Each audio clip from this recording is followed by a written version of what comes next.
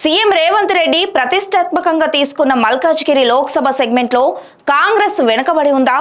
కాంగ్రెస్ ఎన్నికల వ్యూహకర్త సునీల్ కనుగోలు ఏఐసీసీ దూతలకు సమర్పించిన రిపోర్ట్లో ఏముంది?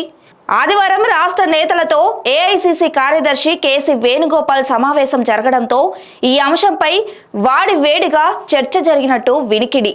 సమావేశ సారాంశం ఏమిటో ఈ స్టోరీలో చూద్దాం పదండి.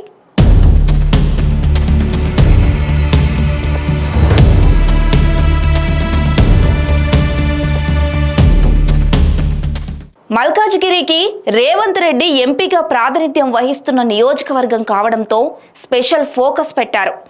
ఎలాగైనా అక్కడ నెగ్గాలని బలమైన ఆర్థిక రాజకీయ నేపథ్యం ఉన్న పట్టం మహేందర్ రెడ్డి సతీమణి సునీతా మహేందర్ రెడ్డికి టికెట్ కేటాయించారు.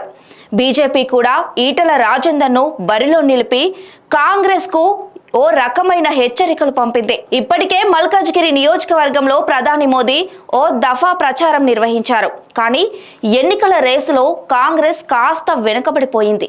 ఈ నేపథ్యంలోనే హైదరాబాద్ నోవాటెల్లో కాంగ్రెస్ నేతలు అభ్యర్థులతో కేసీ వేణుగోపాల్ సమావేశమయ్యారు. ఈ సందర్భంగా సునీల్ కనుగోలు ఇచ్చిన నివేదిక ఆధారంగా అభ్యర్థులకు పలు సూచనలు చేసి కొంతమందికి సుతిమెత్తగా హెచ్చరికలు కూడా సూచించబడ్డాయి. ప్రచారంలో దూకుడు పెంచాలని, స్థానిక నేతలను కలుపుకొని కీలక నేతలను పార్టీలో చేర్చుకుంటూ గెలిపే లక్ష్యంగా ముందుకు వెళ్లాలని సూచించారు. పట్నం సునీతా మహేందర్ రెడ్డికి స్థానిక నేతల నుంచి సహాయ నిరాకరణ కొనసాగుతోంది. స్థానికులను కాదని స్థానికేతరులకు టికెట్ ఇవ్వడం పట్ల సీనియర్ నేతలు నారాజుగా ఉన్నారని ప్రచారం. దీంతో ఎన్నికల ప్రచారంలో స్థానిక నేతలను సమన్వయం చేసుకోవాలని పట్నం దంపతులకు సూచించినట్లు తెలుస్తోంది.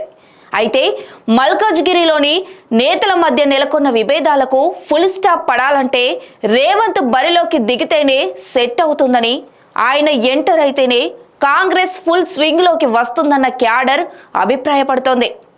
ఎవరెన్ని చెప్పినా కాంగ్రెస్ క్యాడర్లో ఉన్న విభేదాలు మాత్రం తగ్గడం లేదనేది నిజం.